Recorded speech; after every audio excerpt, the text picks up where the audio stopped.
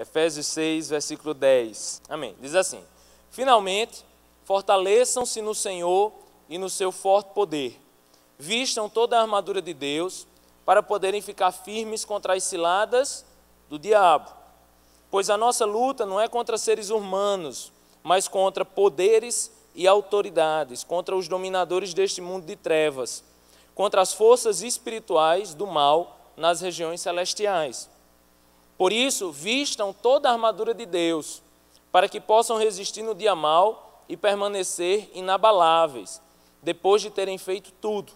Assim, mantenham-se firmes, cingindo-se com o cinto da verdade, vestindo a couraça da justiça e tendo os pés calçados com a prontidão do evangelho da paz.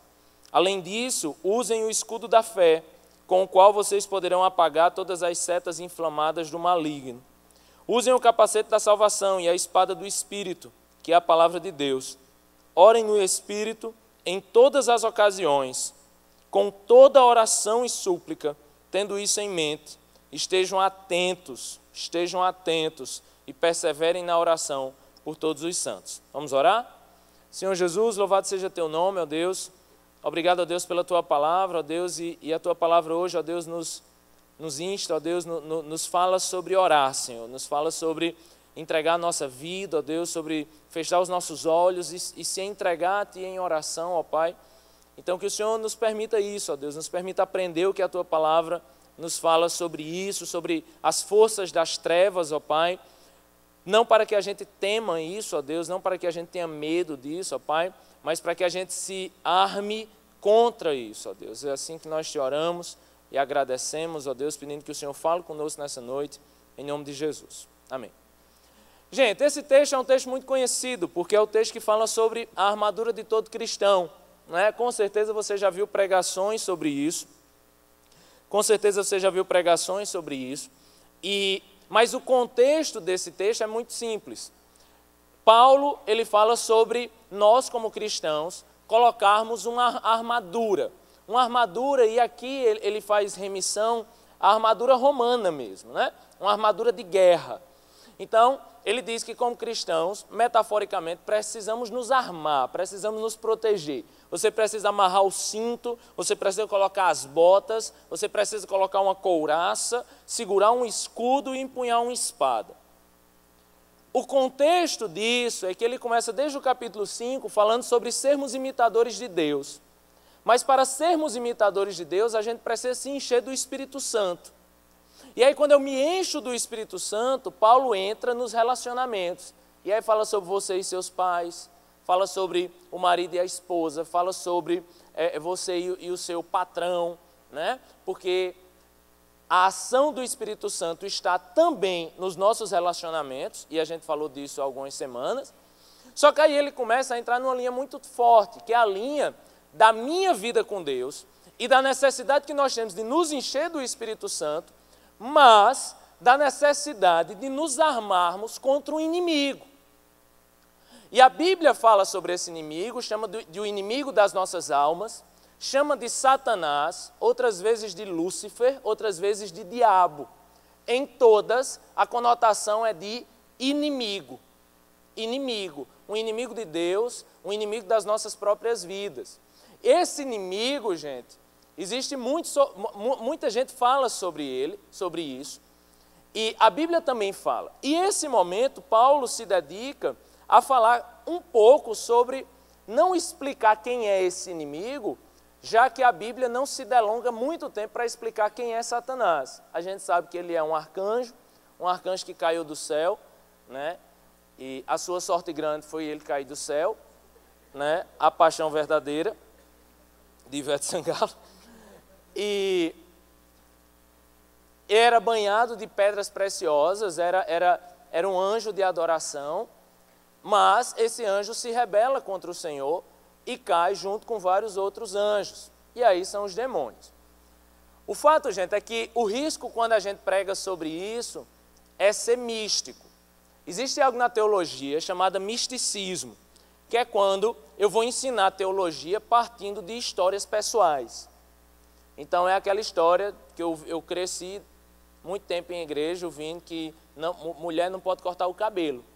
Aí eu fazia, mas por que, pastor, mulher não pode cortar o cabelo? Porque uma vez uma irmã sonhou que estava no inferno e abriu um baú, e quando abriu o baú estavam os cabelos dela.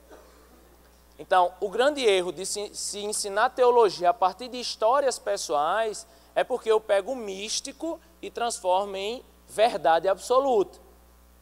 Só que todos nós já tivemos experiências com Deus e já tivemos também experiências, às vezes, muito aterrorizantes com o mundo das trevas. Opressões, né? Sentimos uma opressão muito grande, uma tristeza muito forte, uma angústia muito forte. Então, o que Paulo diz aqui é, olha, arme-se, porque você precisa aprender sobre Deus, você precisa ser imitador de Deus, mas existe alguém que vai se opor à sua tentativa de imitar Deus. Existe alguém que vai se opor à sua tentativa de ser cheio do Espírito Santo. E esse alguém não é somente uma pessoa, mas todo um exército celestial, ou melhor dizendo, um exército infernal, né, que vai se opor à sua vida, que vai se opor à sua história, que vai se opor ao seu relacionamento, que vai se opor aos seus sonhos. E Paulo vai falar sobre isso. E eu queria falar, vou me utilizar de algumas histórias, mas essas histórias elas têm uma importância para a minha vida pessoal. Não façam teologia, assim como eu não farei disso de algumas coisas que eu vou falar. Vamos para o versículo 10, ele diz assim: finalmente, fortaleçam-se no Senhor e no seu forte poder, vistam toda a armadura de Deus, para poderem ficar firmes contra as ciladas do diabo. O fato aqui, gente, é que Paulo ele fala para dois tipos de crente. O crente, os dois sabem que existe inferno, os dois sabem que existe diabo, os dois sabem que existe capiroto, né? Os dois sabem que existe demônio e tudo mais. Só que um se acha muito forte, um se acha, sabe, acima do diabo, tá entendendo? A gente está acima do diabo em 300 coisas, mas pessoas que se acham mais poderosas, mais fortes e acham que não precisam se preocupar com isso. Quando eu me converti, eu era bicho muito atrevido, né? E eu lembro que uma vez eu estava na Praia da Penha, comecei minha primeira história, viu? Histórias de capiroto. E eu estava na Praia da Penha, e eu lembro que eu estava com minha mãe e minha irmã, e eu vi uma oferenda. Era uma banana, uma melancia, um negócio assim. Rapaz, quando eu passei, eu fiquei tirando onda. Eu falei, rapaz, eu estou com fome, vou pegar uma bananinha dessa. Minha mãe fez, menino, pelo amor de Deus, você é doido? Pelo amor de Deus, isso é coisa do capiroto. Eu falei, mãe, eu sou mais forte que isso aí. Estou nem aí para essas coisas não. Não sei o que, isso faz lá nada. Rapaz, na hora que eu disse isso, eu notei que tinha um cara do meu lado. Esse cara olhou para mim com um oi de cão tão grande. Mas ninguém nunca me olhou com um oi de cão daquela forma. Aí eu me toquei que era ele, o missionário do capiroto, né? O negócio lá. O quê? Macumbeiro, né? Com todo respeito, né? Mas era ele que tinha feito lá o negócio, né? Fui para casa, normal, né? Nem aí para nada, nem aí para coisa de diabo e tal. Quando eu durmo, eu acordo de madrugada, com o meu estômago sendo pressionado para dentro. Não façam isso teologia, viu, gente? Isso é uma história que aconteceu comigo e que Deus falou comigo através disso, tá? E eu lembro que eu comecei a sentir a opressão pior do mundo. E eu acordei sonhando com os olhos daquele cara. Eu estava dormindo, do nada eu via ele olhando para mim e eu via que ele estava fazendo algo contra mim, num terreiro. E eu acordo e começo a sentir minha barriga me pressionando. E era perceptível que tinha uma pressão muito grande no meu quarto. Eu comecei a orar, e comecei, Deus está repreendido, está repreendido, está repreendido. E nada, meu amigo. E o negócio me apertando. Quando eu já estava no desespero para ligar para o meu pastor, dizer, pastor, não dei conta não do cão aqui. Vem tirar esse cão aqui. Nessa hora, eu senti que tudo passou. E depois, quando eu fui orar, eu falei, Deus, por que demorou tanto? Por que demorou tanto a ponto de eu me sentir incapaz? E aí Deus me falou, através dessa experiência minha, tá? Deus me falou para que eu não menosprezasse as forças do inferno. Para que eu não me sentisse forte o suficiente, sozinho, para lutar contra isso. Esse é o lado da pessoa que se sente super capaz e super autônoma, sozinha, enfim. Depois ele diz assim, olha, fortaleçam-se, né, fortaleçam-se no Senhor e no seu poder, ou seja, ele está falando para esse povo que se acha forte demais, ele está dizendo, fortaleça-se mais. E ele também diz, vistam toda a armadura de Deus para poderem ficar firmes contra as ciladas do diabo. Aqui ele fala para aquele povo que sai da igreja quando começa a falar do cão. Sabe? Aquele povo que tem medo, aquele povo que não quer nem ouvir falar dessas coisas. Eu não quero saber que existe um reino maligno, eu não quero saber que existem um reino das trevas. Eu me sinto completamente incapaz de lidar com isso. Né? E aí, quantas e quantas vezes, uma pessoa uma vez me ligou de madrugada, aí fez, Tiago, pelo amor de Deus, eu estava conversando com minha irmã e ela se endemoniou. Eu fiz, eita meu irmão, e aí, orou já, libertou? Eu fiz, não, deixei ela se batendo, vim te ligar e eu preciso que você vá lá. Eu fiz, meu irmão, não vou não. Eu não vou nem a pau. Não tem quem me faça eu sair daqui de casa de madrugada. Ele fez, Tiago, e aí? Eu fiz, meu irmão, se você não tivesse o mesmo espírito que eu tenho, se você não tivesse a mesma armadura que eu tenho, eu ia. Mas a gente está lutando junto aí no 300 de Esparta, a gente está igual. A gente tem a mesma espada, a gente tem o mesmo escudo, a gente tem a mesma bota, tem a mesma couraça, tem o mesmo cinto.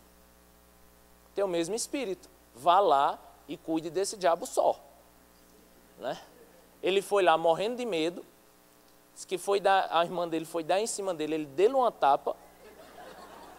Eu fiz, está errado.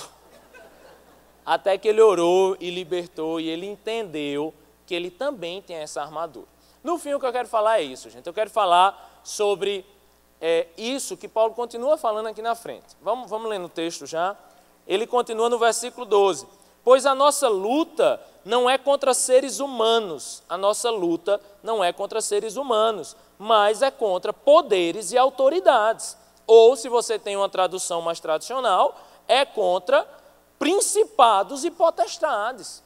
Principado, gente, vem de uma ideia muito forte de hierarquia, de grandes poderes, de grandes autoridades, de um reino organizado.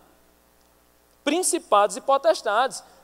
A nossa luta é contra os dominadores deste mundo das trevas.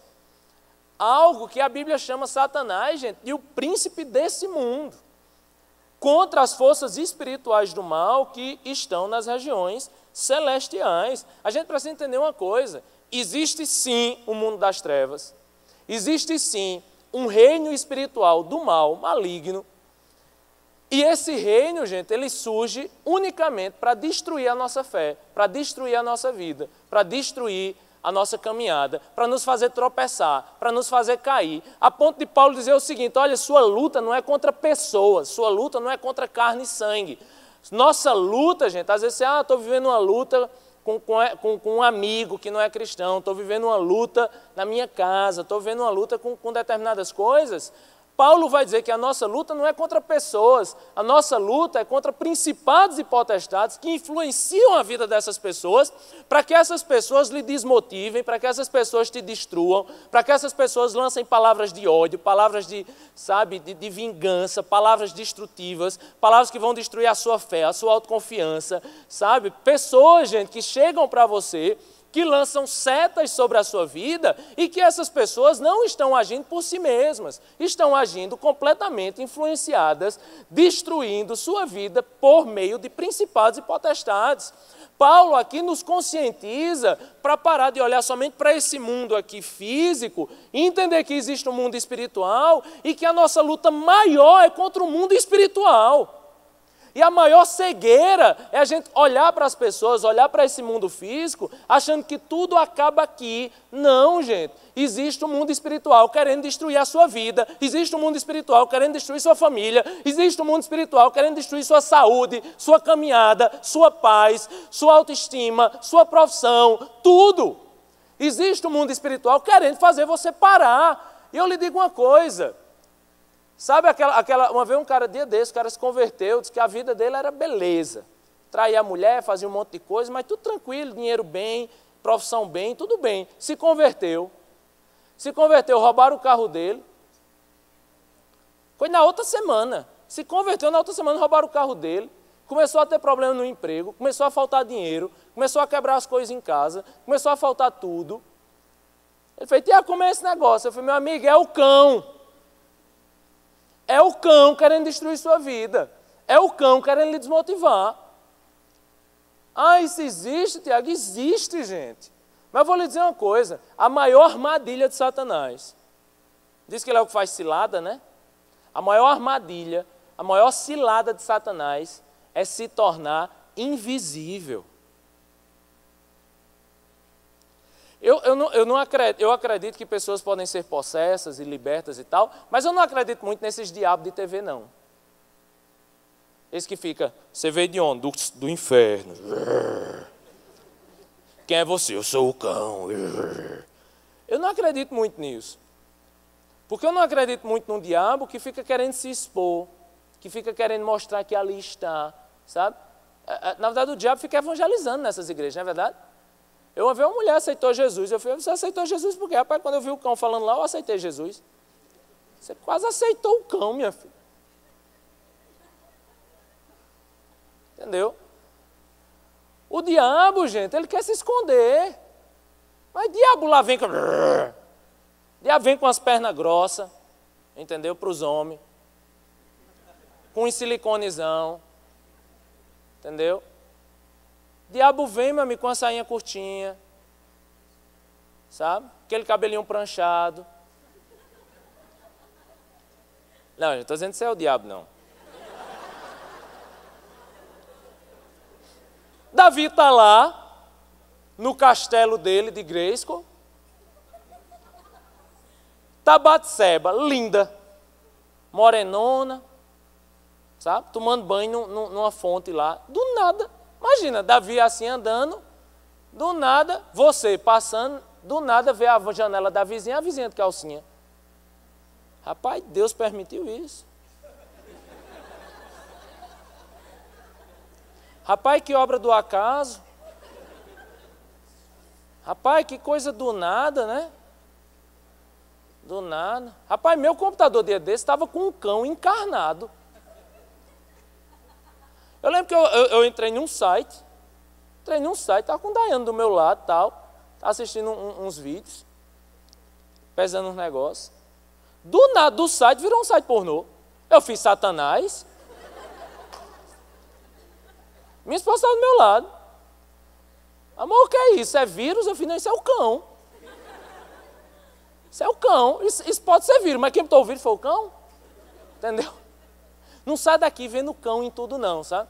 Também não sei aquela história do cabo que chega na igreja, tem um cara chorando na calçada da igreja. Que foi, rapaz? Quem é você? Ele falou, eu sou o diabo. Misericórdia. Você está chorando por quê, diabo? Porque lá dentro tudo o povo diz que a culpa é minha. Né? E não fui eu. Estou dizendo nem tudo é o devorador, é o gafanhoto. Não, quem faz suas contas erradas é você, tudinho. Mas,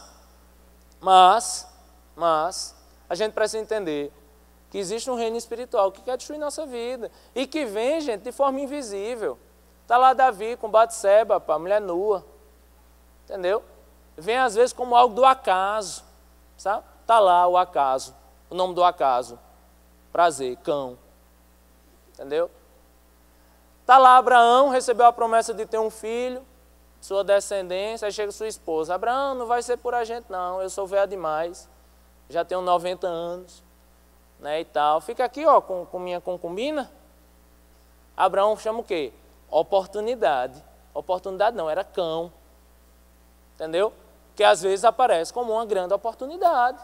Oportunidade, gente, até mesmo de algo de Deus acontecer na sua vida. Aquela promessa de emprego, aquela proposta de emprego que vem, que aparentemente é uma grande proposta, é uma grande realização. Não. Não. É o que vai lhe afastar de Deus, é o que vai lhe afastar da sua família, é o que vai lhe afastar do seu ministério. Isso não vem de Deus. E vem de quê, gente? Do acaso? Não. Paulo aqui, ele encerra a sua carta conscientizando a igreja de que ela será oprimida. Oprimida. que os seus planos muitas vezes serão frustrados, que ela vai estar na caminhada e muitas vezes ela será tentada a se destruir, tentada a tropeçar. E aí ele continua dizendo, olha, isso é para que vocês possam ficar firmes, ainda no versículo 11, vocês possam ficar firmes contra as ciladas do diabo. Versículo 13, por isso vistam toda a armadura de Deus, para que vocês possam resistir no dia mau e permanecer o quê, gente? Inabaláveis. Inabaláveis. Tem um texto de Tiago que eu gosto muito, que é Tiago 4, que ele diz assim, Tiago 4, 7, ele diz assim, portanto, submetam-se a Deus, resistam ao diabo e ele fugirá de vós. Aproximem-se de Deus e ele se aproximará de vocês. Pecadores, limpem as mãos, e vocês que têm a mente dividida, purifiquem o coração.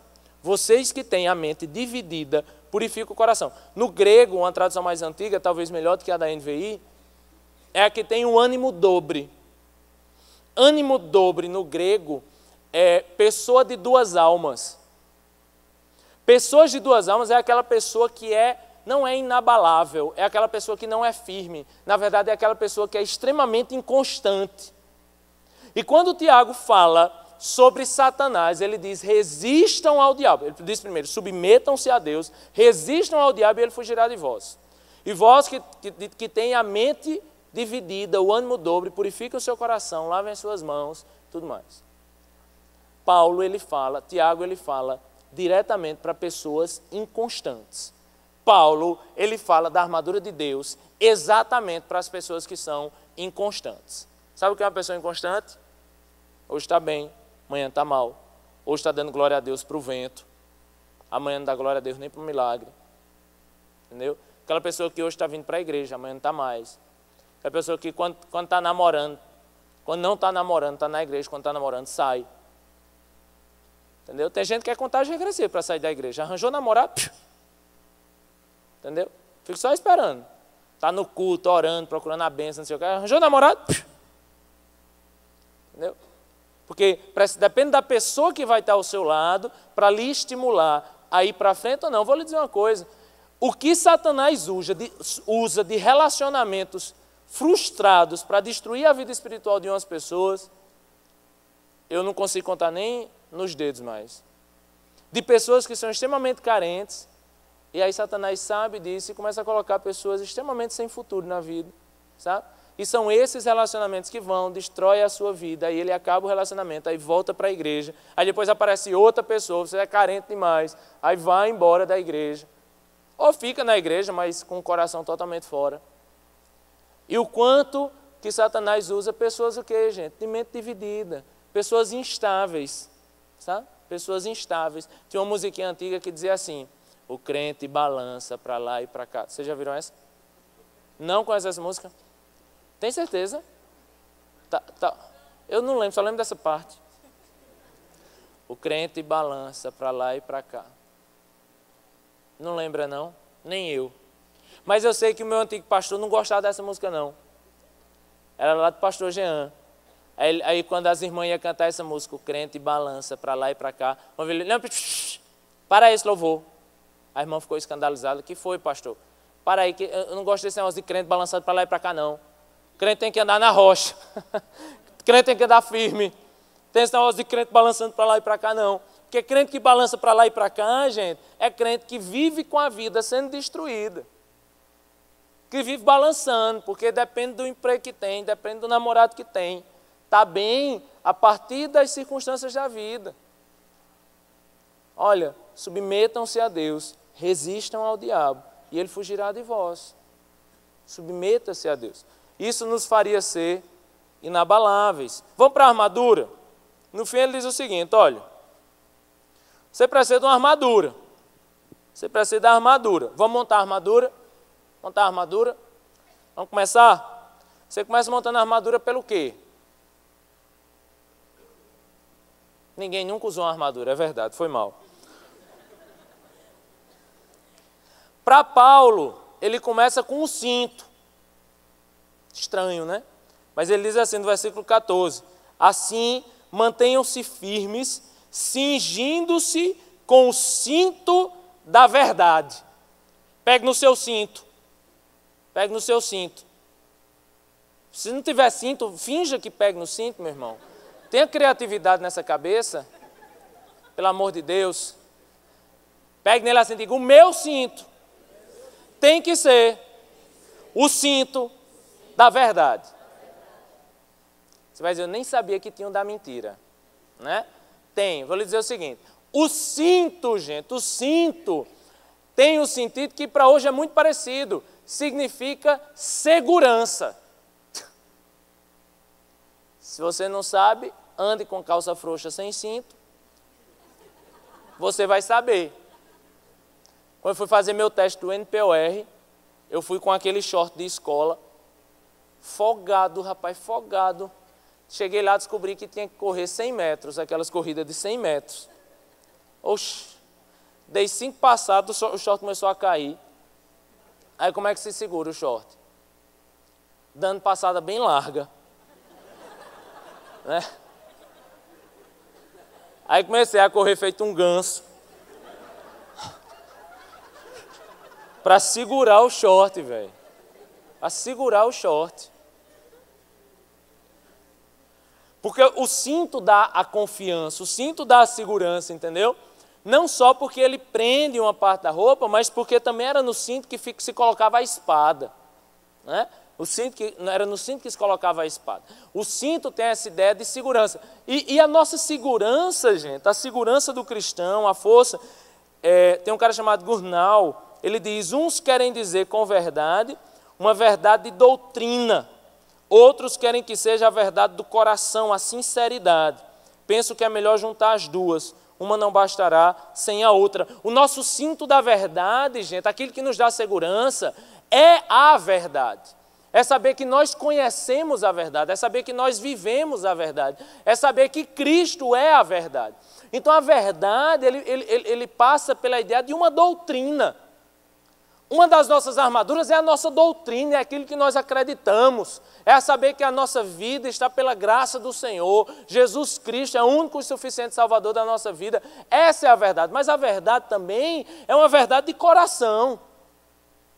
É você saber que você se apresenta diante de Deus como um homem justo, como um homem verdadeiro, como uma pessoa de coração verdadeiro. Insisto em dizer... eu nunca vejo Jesus condenando pecadores que se arrependem nas Escrituras. Eu só vejo Jesus indignado com pecadores que se acham santos demais. O cinto da verdade, gente, é a verdade que existe na confissão, no arrependimento. Não que você seja perfeito, mas que você se apresenta diante de Deus como um homem que se arrepende dos seus pecados, mas que quer buscar a verdade. Eu lembro de um grande amigo meu, que era pastor de jovens, e ele estava no acampamento da sua igreja em pecado. Em pecado. Ele tinha traído sua namorada, estava traindo a namorada e estava lá liderando o acampamento. Líder do acampamento, pregando no acampamento em pecado. Aí, um irmão lá se endemoniou. Outra história, viu? Calma com essas histórias, viu? Um irmão se endemoniou. Um irmão foi uma irmã. Uma irmã se demoniou. O que é que fizeram? Pastor de jovens, vem cá. Vem cá. Para quê? Tem um demônio ali. Rapaz, vai aí, resolva aí. Não, pelo amor de Deus, venha cá. Diz que ele foi envergonhado. Chegou lá. Quando chegou, que ficou frente a frente, a menina olhou para ele, que não era a menina ali, era o cão, olhou para ele, apontou para ele e fez. Foi assim não, foi mais maquiavélico. Não ria não. Não ria não, porque o diabo apontando na tua cara e rindo e dizendo assim: eu sei o que você fez. Não tem cinto que segure, meu irmão. Na verdade, não tem nem cueca que segurasse o negócio.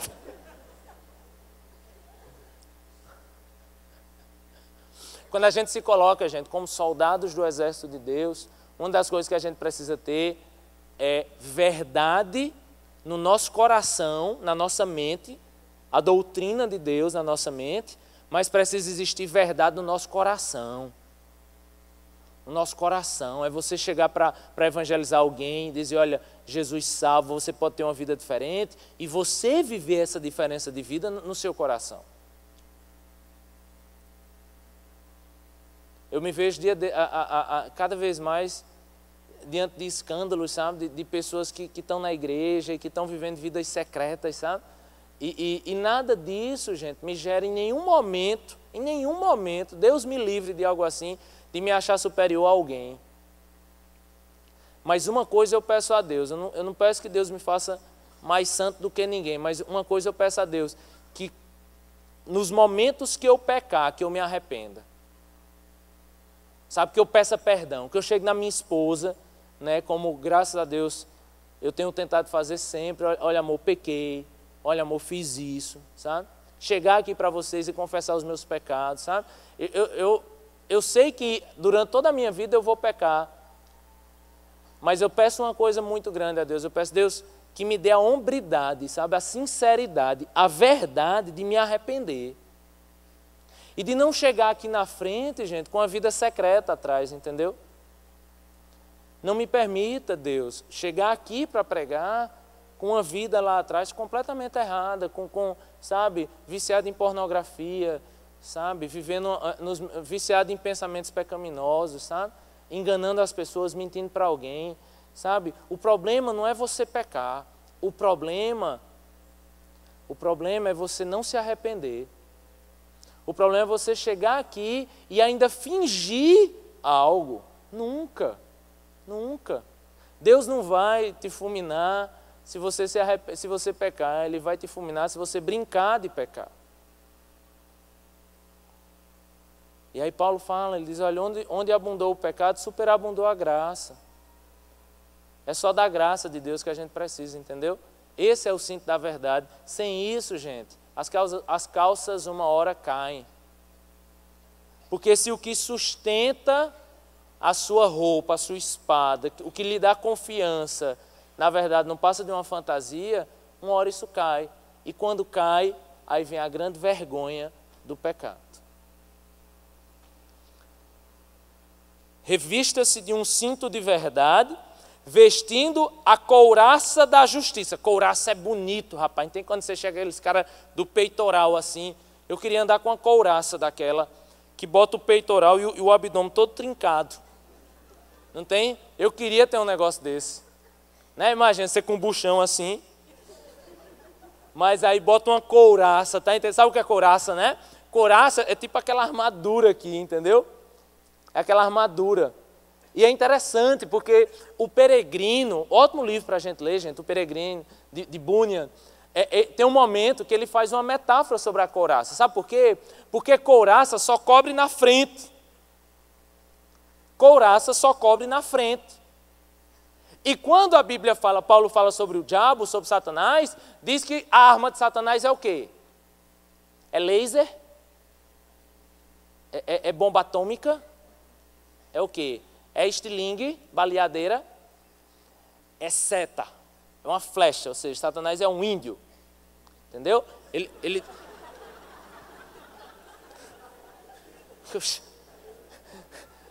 Os dardos inflamados de Satanás, ele é aquele cara das Olimpíadas, né? Os dardos, né? O nome disso é dardo, né, gente? Lança não, é dardo, meu irmão, você está errado. Não sei não, agora eu fiquei com dúvida. Mas vamos ficar na flecha, né? Porque a arma do cão é a flecha. Entendeu? São os dardos inflamados de Satanás.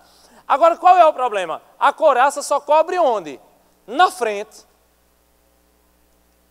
Ou seja, fugir do cão não dá.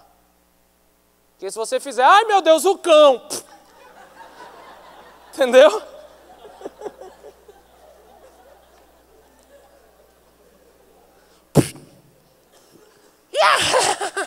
John Bunyan, o peregrino, saiu-lhe ao encontro um abominável demônio chamado Apolião, Cristão é o homem do livro Peregrino, né?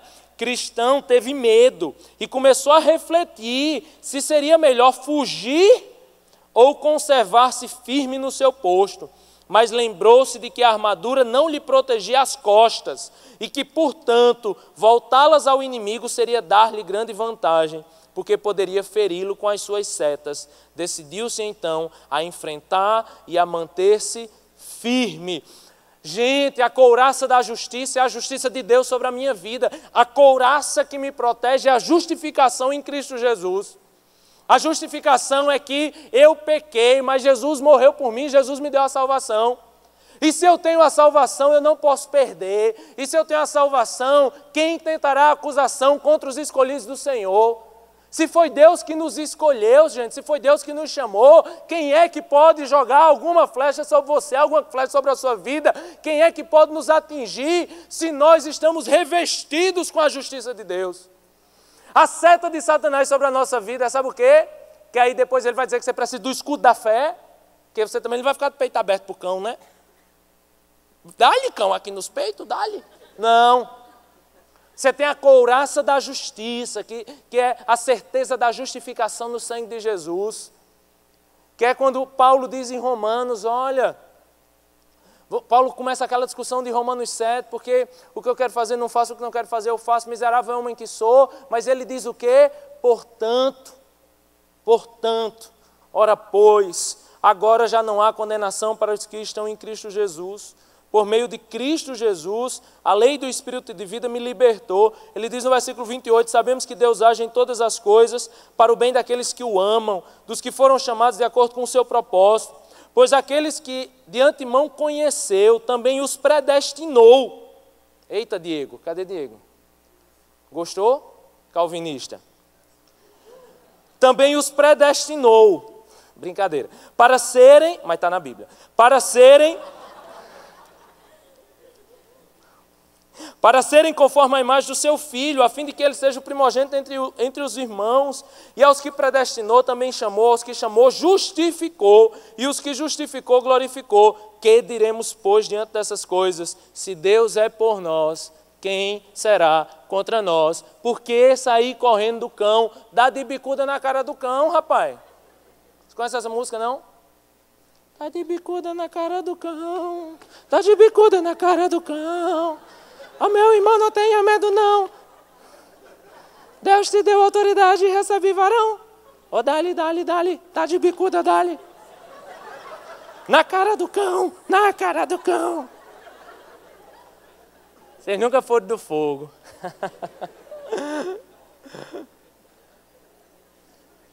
Sabe quais são as setas do cão? Procure no YouTube para você ver coisa tosca. Dá de bicuda na cara do cão, você vai ver. É triste, meu Deus. Ai, ai. Sabe quais são as setas do cão? Que você tem que usar o escudo da fé. Sabe quais são as setas do cão? Quando ele coloca na sua mente que você não é capaz. Quando ele coloca na sua mente que você é um pecador. Quando ele bota na sua mente o seu passado. Quando alguém chega para você e diz, olha, você vai discipular fulano. Aí o diabo bota na sua mente, você? Quem é você para discipular alguém? O que é que você pensa? Você acha que é melhor do que ninguém? Olha seu passado, olha o que você já fez. Ah, você se acha capaz? Você sabe o que das Escrituras? Você pecou ontem, como é que você acha que pode fazer alguma coisa?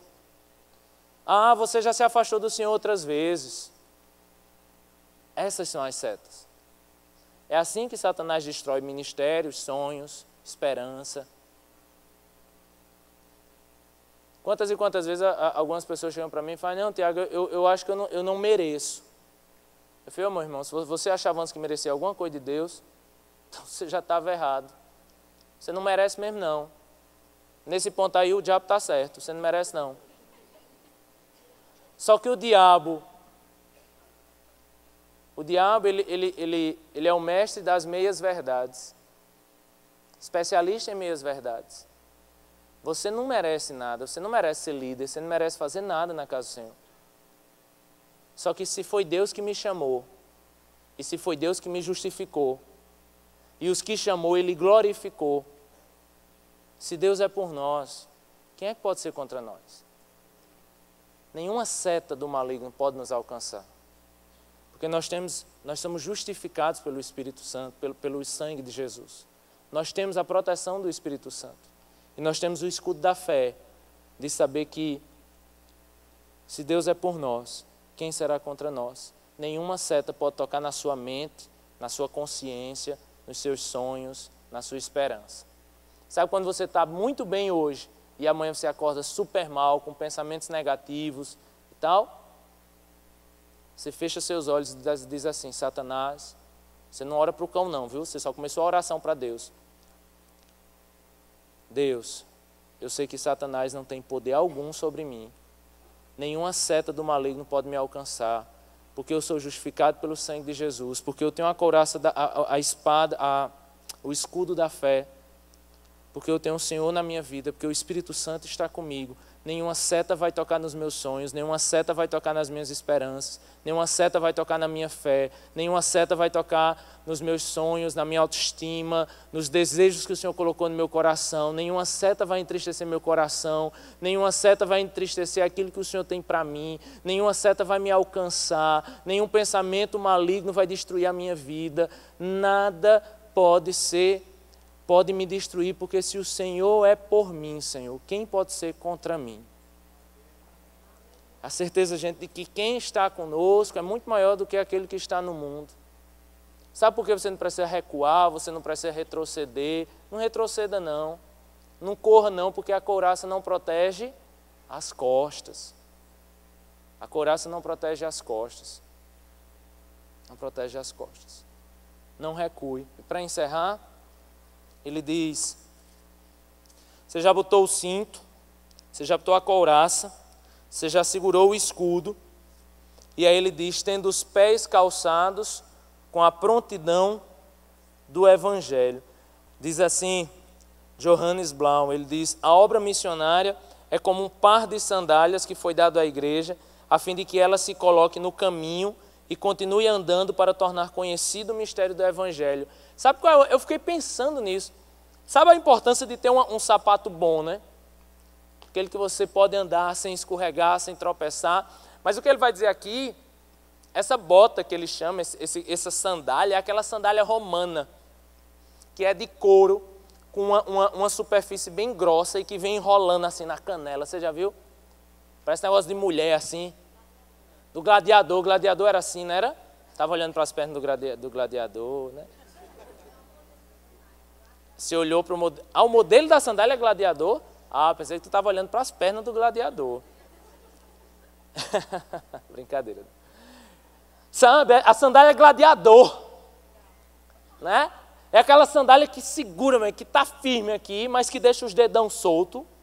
Ah, se eu pudesse andar com meus dedão assim.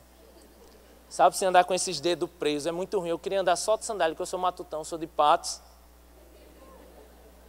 Não. Naquele calor tu usa tênis. Deus me livre. A prontidão do Evangelho, gente, é aquela pessoa que está calçado, sabe? Está calçado que é assim, eu estou em casa, eu vivo de pé descalço. Aí, meu amor já sabe que se quiser que eu saia de casa, vai ter que me dizer uns 10 minutos antes. Para quê? Para eu botar ainda o sapato. Sabe, por isso que eu gosto de sapato sem cadastro, que eu acho um saco amarrar cadastro e tal.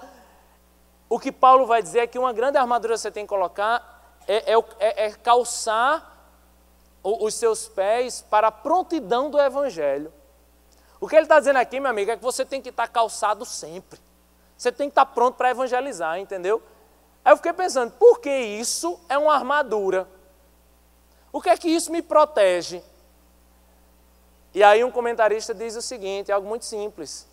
Nada nos fortalece mais do que pregar para outras pessoas, não é verdade? Nada me fortalece mais do que servir a outras pessoas. Você pode ver, você quando serve no ministério, você quando lidera um grupo pequeno, você quando, sabe, é desafiado a levar a palavra em um encontro, aí você vai se preparar, você vai orar, você vai buscar, né? Porque quando você está calçado o tempo inteiro para pregar o Evangelho, isso acaba sendo uma grande proteção para você. As pessoas, gente, têm fugido de ministério, têm fugido de responsabilidade, têm fugido de compromisso. Tem gente aqui de conexão, meu amigo, que quando vai para a conexão chega uma hora atrasado. Para de olhar para o irmão, viu? Coisa feia. Coisa feia. Isso é muito feio. Olha aí, tá vendo? WhatsApp. E aí, falando de tu, ó, otário. Sabe, a gente não quer mais compromisso, gente. A gente não quer estar com a sandália pronta, não, entendeu? A gente não quer estar com o chinelo pronto, não.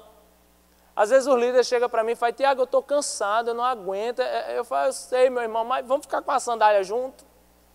Porque quanto mais a gente se cansa calçando a sandália, tanto com a sandália no pé, e mais a gente caminha, mais a gente corre, mais a gente está forte, e mais a gente se sustenta, e mais o Senhor vai nos renovando. Sabe? Bênção, gente, é trabalhar na casa do Senhor. Bênção é pregar a palavra do Senhor. Bênção é estar constantemente apto, pronto, preparado para correr para pregar a palavra do Senhor. Isso nos fortalece, gente. Na verdade, eu quero para você estar aqui, o que é que eu vou fazer aqui dessa igreja? O que é que eu vou fazer? Conexão, o que é que eu faço na conexão? Sabe o que é que eu faço na conexão? Louco amor, Nai, o que é que eu tenho aqui para eu fazer? Eu quero fazer alguma coisa para o Senhor. Sabe, aqui no seu trabalho, chegando no seu trabalho, eu vou evangelizar quem hoje? Eu vou evangelizar que pessoa da universidade hoje. Eu lembro na universidade, eu pegava aqueles folhetinhos. Pegava os folhetinhos, chegava antes. Orava pela minha sala. A aula começava 1h, eu chegava às 12h30. Aí eu sentava na cadeira, orava, isso na universidade. Orava, aí eu pegava aquela literatura, aí tinha uma que era assim, advogado. Jesus, o grande advogado. Aí eu distribuía nas cadeirinhas tudinho, sentava e ficava orando. Aí minha oração era assim, Deus, me dá a oportunidade de falar do Senhor para alguém hoje. Aí sentava a pessoa do meu lado e fazia, oxi, e Jesus agora é advogado, é? Aí eu fazia, é sim, meu irmão, porque Ele perdoa os nossos pecados, Ele nos defende diante de Satanás, Ele está pronto para nos salvar. Ele tem a palavra de vitória sobre a nossa vida, Ele pode determinar o juízo final sobre a nossa história. Você quer Jesus? Você quer esse advogado? Ele está doido, é? Para mim. Nunca se converteu ninguém.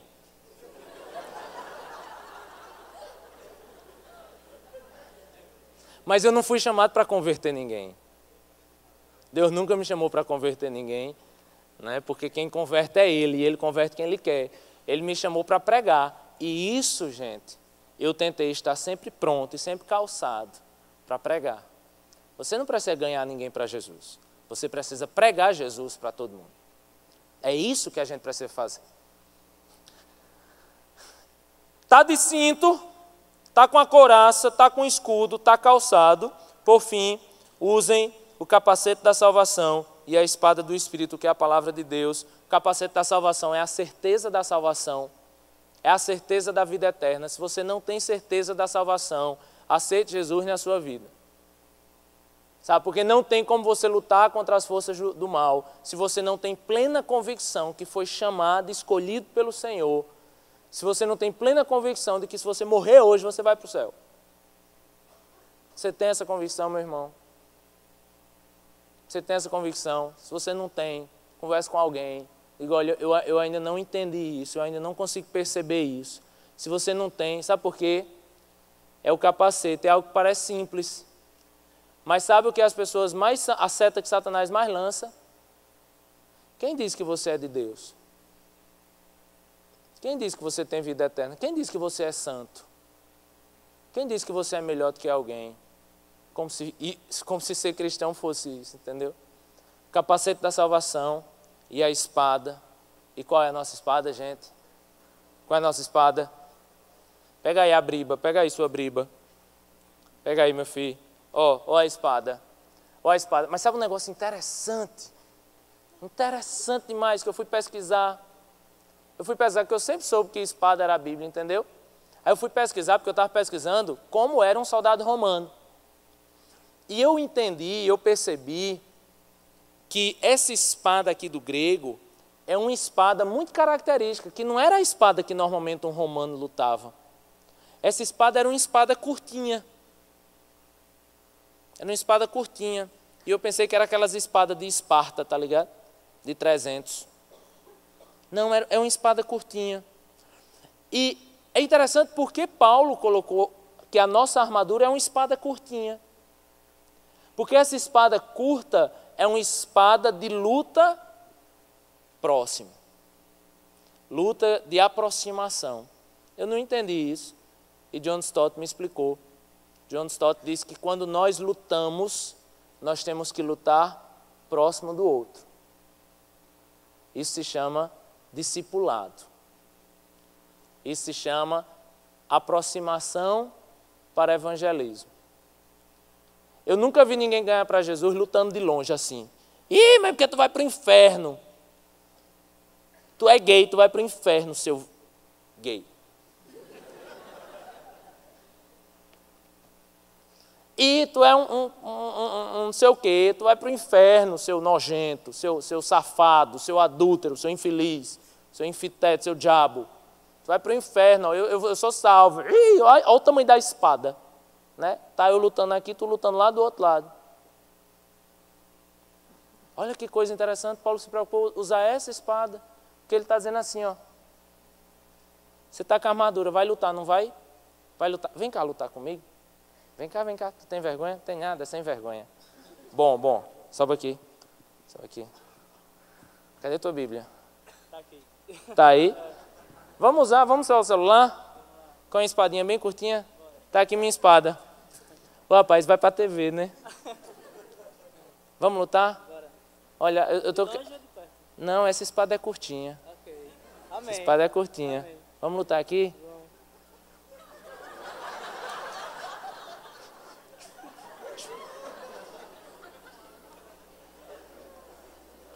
Aí.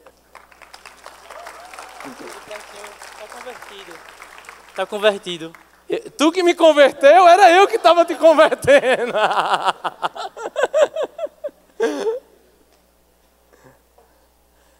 Essa luta para o evangelho, gente, é uma luta muito próxima. Porque tem uma socióloga da religião que ela diz assim, antes de evangelizar, façamos amigos. Evangelize, mas antes faça amigos. A gente precisa se aproximar das pessoas. E aí a gente começa. Sabe? Você não vai estrangular ninguém. Você vai mostrar essa espada, mas de forma muito amorosa. Porque a Bíblia diz que essa espada tem o poder de dividir juntas e medulas. Sabe? Essa espada é aquela que entra profundamente no coração das pessoas. Mas essa luta é uma luta muito próxima. Muito próxima. Antes de evangelizar, faça amigos. Paulo termina assim. Orem no Espírito em todas as ocasiões, com toda oração e súplica, tendo isso em mente. Estejam atentos. Estejam atentos e perseverem na oração por todos os santos. Eu fui assistir um vídeo de David Wilkerson, pastor de Nova York, e eu fui assistir o vídeo que era a última pregação do pastor David Wilkerson. Um cara que escreveu alguns livros muito impactantes na área de missões, na área de evangelismo. Ele conseguiu desenvolver um trabalho, gente, em Nova York, no centro de Nova York, sabe? A igreja dele cresceu tanto. E eu fui ouvir a última pregação desse cara antes dele falecer. Décadas e décadas de ministério. Ele começou a pregar. Olha só, ele começou a pregar e passou mal no meio da pregação. Foi a última pregação dele, depois disso ele faleceu. Ele passando mal, ele faz, traz uma cadeira. Ele termina de pregar sentado. Notoriamente, não conseguiu seguir uma lógica no seu sermão. Constantemente ele parava, respirava, tomava uma água. Sabe? E eu fui me emocionando por ver ali as últimas palavras de um homem que pregava de forma tão contundente, tão, sabe, ungida. E eu queria saber o que é que David Wilkerson quis pregar na sua última pregação. Ele pregava, gente, em cima de uma caixa de frutas no centro de Nova York. E isso foi se convertendo 1, 2, 3, até ele morrer com milhares e milhares uma igreja 10, 15 vezes maior do que a Cidade Viva. E na sua última pregação ele dizia: jovens pastores, orem, orem. Meus irmãos, orem. Eu preguei o Evangelho, eu ensinei a palavra, sabe? Eu construí igrejas, mas nada é mais importante na vida de um cristão do que a oração. A oração é quando você está diante do Senhor, a oração é quando você vai beber a água do Senhor, a oração é quando você vai se fortalecer no Senhor, a oração é quando você vai se aproximar do Senhor. A gente quer passar a semana inteira distante de Deus e chegar aqui e orar. Sua última frase foi: meus irmãos, por muitos e muitos dias eu pegava o meu carro, entrava no meio de uma floresta e me encontrava ali por pelo menos 1 hora com o Senhor. Muitos jovens pastores o perguntam, né? Qual foi a maior diferença da sua vida, pastor? Foi seu doutorado? Foi seu mestrado? Foram suas igrejas? Qual é o maior diferencial da vida de um cristão? E ele diz: o maior diferencial da minha vida foi pegar o meu carro, entrar no meio da floresta e ali me entregar em oração por horas e horas ao Senhor. Sabe qual é o grande segredo da vida de um cristão? E aí, com esse segredo, gente, você vai estar com o capacete da salvação, o escudo da fé, a espada. É oração. É oração.